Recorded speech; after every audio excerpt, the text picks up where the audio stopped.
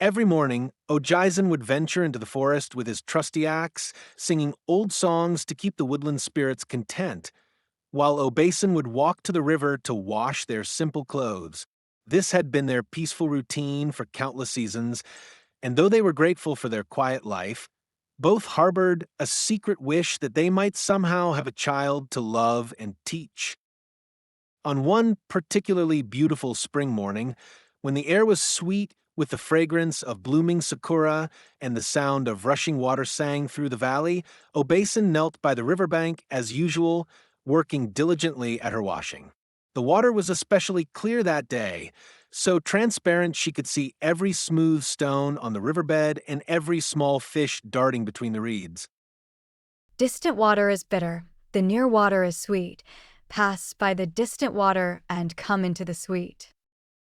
Strange to say, as soon as she began to repeat this little song, the peach began to come nearer and nearer the bank where Obasin was standing, till at last it stopped just in front of her so that she was able to take it up in her hands.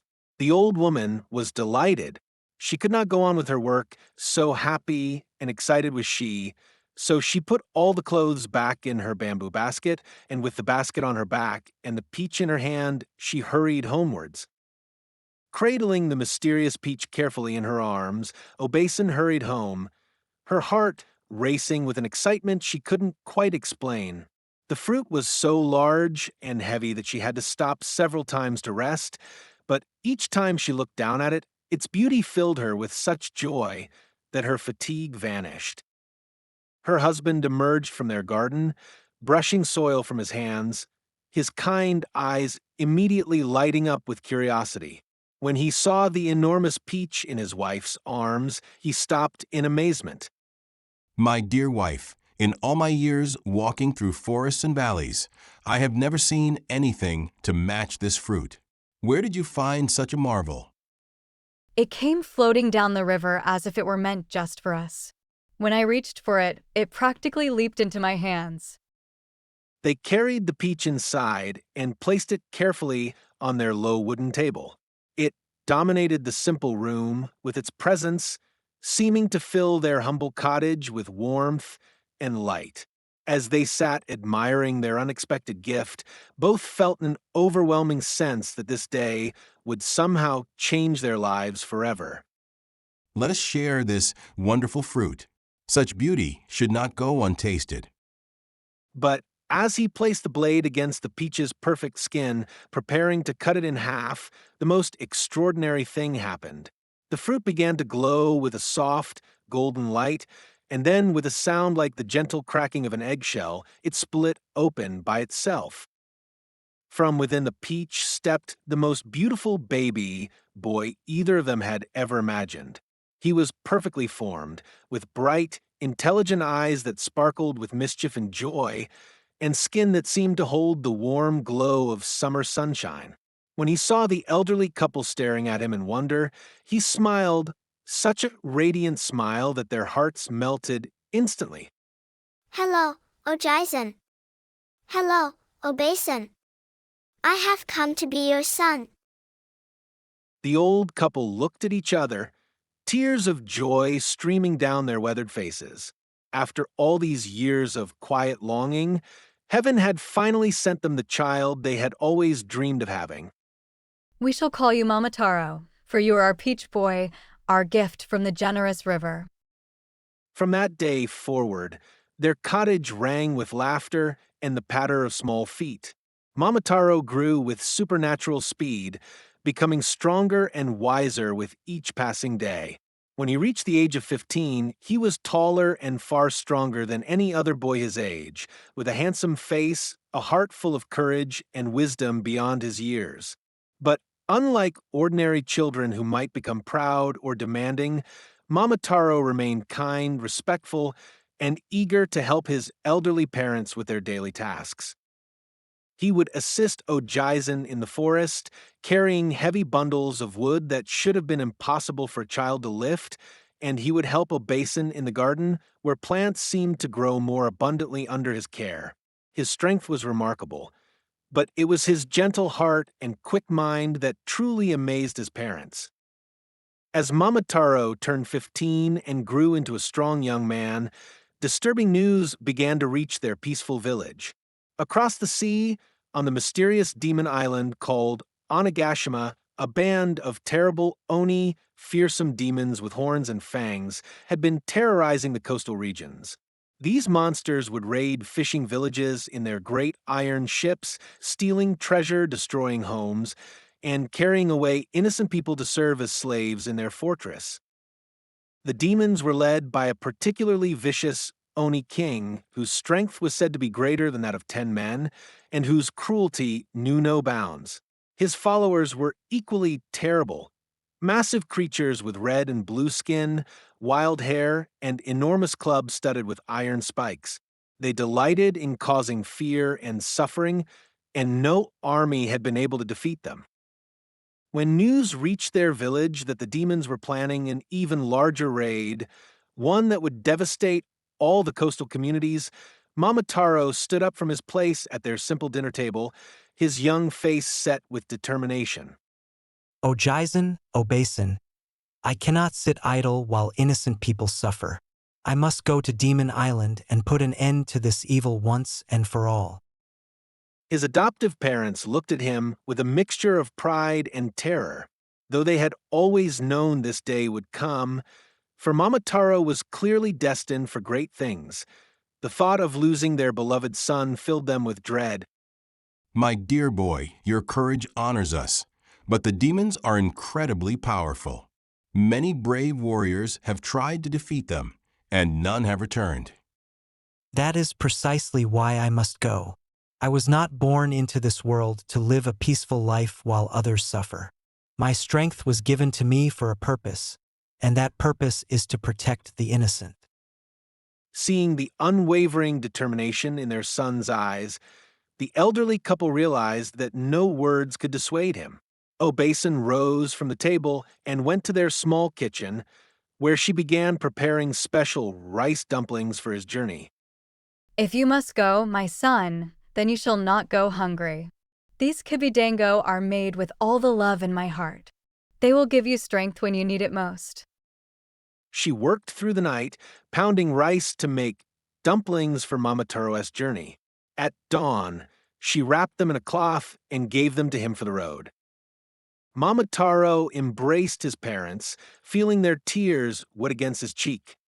I promise I will return to you safely, and I promise that when I do, no demon will ever threaten innocent people again. With that vow, he set off toward the sea, carrying his bundle of dumplings, a sturdy sword that had belonged to his grandfather's grandfather, and a heart full of righteous purpose. He had not walked far along the mountain path when he encountered a magnificent dog with fur as white as fresh snow and eyes that gleamed with intelligence. The dog was larger than most, with powerful muscles and a noble bearing that suggested it was no ordinary animal. Momotaro, I smell the scent of purpose about you, and the aroma of those delicious dumplings. Where are you bound on this fine morning? I am traveling to Demon Island to defeat the Oni who have been terrorizing innocent people. Would you like to join me, noble dog? The dog's tail wagged with excitement. I have long waited for a worthy master to serve.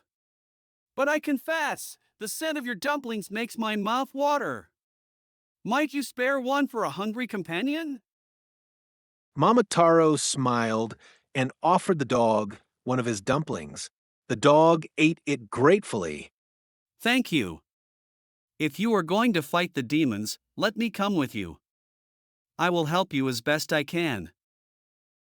And so Momotaro gained his first companion, and together they continued down the mountain path. Before long, they came upon a clever monkey sitting high in a persimmon tree, chattering angrily to himself as he threw fruit at passing travelers. You there, monkey? Why do you trouble peaceful travelers with your mischief? I am bored and frustrated. I have great skill and intelligence, but no worthy purpose to apply them to. So I amuse myself by causing minor trouble, though I confess it brings me little satisfaction. The dog, feeling protective of his new master, barked. We are on our way to fight demons. Get away.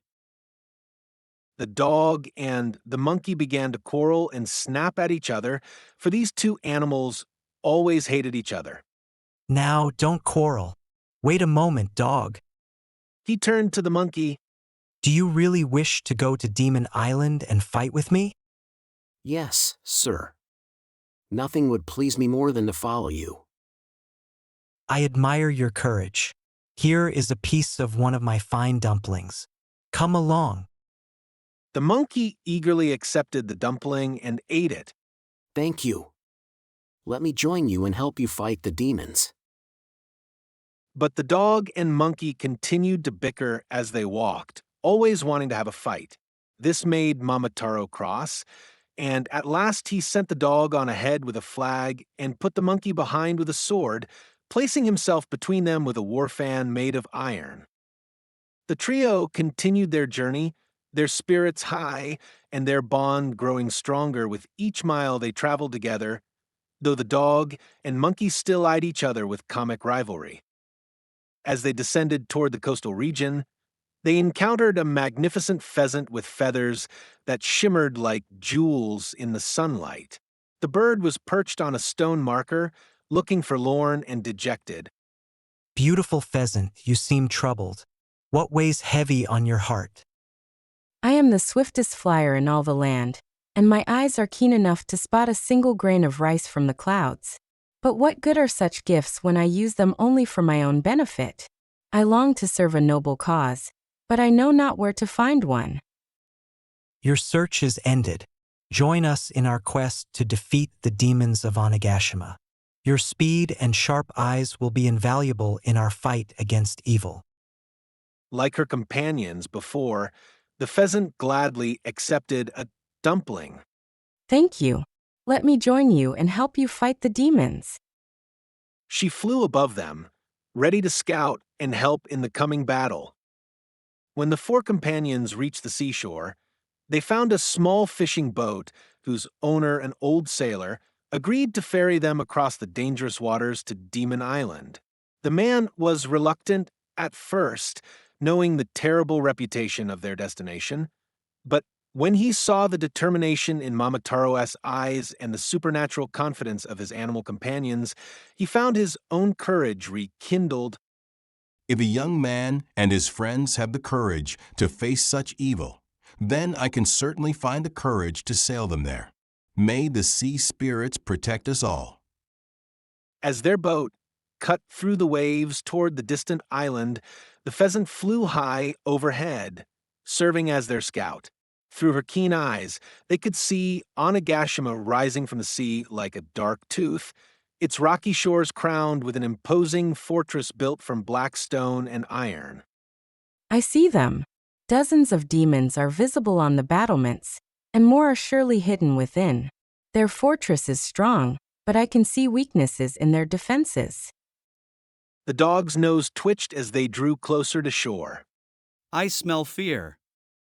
For all their boasting and cruelty, these demons are cowards at heart. They rely on their reputation to terrify their enemies, but they have never faced opponents who refuse to be intimidated. The monkey studied the fortress with his enhanced intelligence, quickly devising strategies for their assault. The main gate is heavily guarded, but there are other ways inside. If we work together, using each of our unique abilities, we can catch them completely by surprise. As their boat reached the rocky shore of Demon Island, Momotaro stood in the bow, his hand resting on the hilt of his sword, his face calm but determined. His companions, grateful for his kindness and the food he had shared, stood ready by his side. Demons of Onigashima, I am Momotaro, son of the kind couple who raised me with love, guardian of the innocent people you have terrorized. I have come to end your reign of cruelty. From the fortress came a terrible roar of laughter as dozens of Oni appeared on the walls. They were even more fearsome than the stories had described. Massive creatures with red and blue skin, wild hair, and tusks like ivory daggers. Their leader, the Demon King, was largest of all, with horns that curved like a bull's and eyes that glowed red as coals. A human child dares to challenge us, and he brings pets to help him. We shall grind your bones to powder and use your blood to season our rice. But even as the demons laughed and jeered, Momotaro noticed something his companions had also observed. Beneath their bluster, there was genuine uncertainty. These creatures had grown used to facing terrified opponents who fled at the first sight of their monstrous forms. They had never encountered enemies who approached with calm confidence and obvious preparation. As Momotaro and his companions searched for a way into the fortress, they came upon two beautiful young women washing blood-stained clothes in a stream, tears falling down their cheeks. Who are you, and why do you weep? We are captives of the Demon King. We were carried away from our homes and forced to serve here. One day he will kill us. I will rescue you. Only show me how I may get into the castle. The two princesses, daughters of great lords, led Momotaro and his companions to a small back door in the lowest part of the castle wall, so small that Momotaro could hardly crawl in. The pheasant, who had been scouting above, saw them slip inside. Once inside, the battle began in earnest. The monkey used his supernatural agility to scale the fortress walls and open gates, creating chaos in the demon ranks. The dog fought bravely, and the pheasant swooped and dove, striking demons with her talons. Momotaro himself fought, with a glowing sword, his courage and strength unmatched. The demons, bewildered by the sudden attack, fell one after another. Some tumbled from the parapets, others were beaten by the animals, and many fled in terror. At last, only the Demon King remained, surrounded by his defeated followers. Impossible. How can mere mortals defeat the mighty Oni? Momotaro stood before him, barely breathing hard despite the intense battle. You are defeated not by mere mortals, but by the power of those who fight to protect others rather than to destroy them. The Demon King, realizing his reign was over, threw down his iron club and broke off his horns in surrender. Spare me. I will give you all the treasure hidden in this castle if you let me live. Momotaro tied up the Demon King and gave him into the monkey's charge. He freed all the prisoners, including the two princesses, and gathered the treasure to return to the villages. As the sun set over Demon Island, painting the sky in brilliant shades of orange and pink, Momotaro and his companions prepared to return home.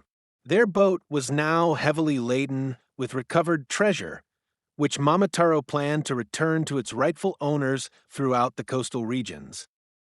You have done something extraordinary today, not just defeating the demons, but showing mercy to them when you could have destroyed them completely. That took greater courage than any battle. The journey home was triumphant, with the pheasant flying ahead to spread news of their victory. By the time they reached shore, crowds had gathered to welcome the heroes. But Momotaro's thoughts were focused on only one thing: reuniting with the elderly couple who had raised him with such love.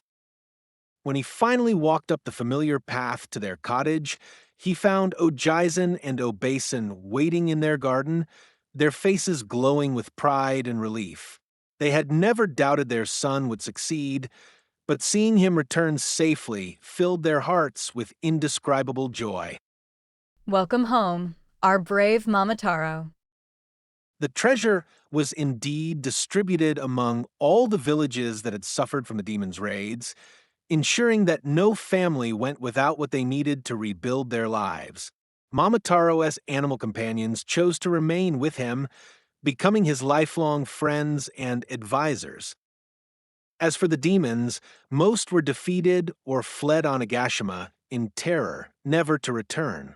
The Demon King was taken captive by Momotaro and brought back as a prisoner, his power broken, and his treasure returned to the people.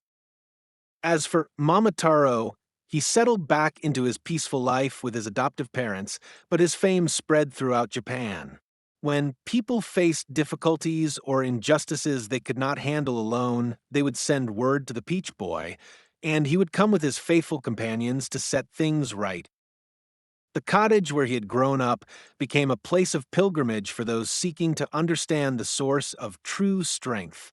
Visitors would find Momotaro working in the garden with Obasan or helping Ojizen gather firewood, living the same simple life he had always known, yet ready at a moment's notice to defend the innocent wherever they might be threatened.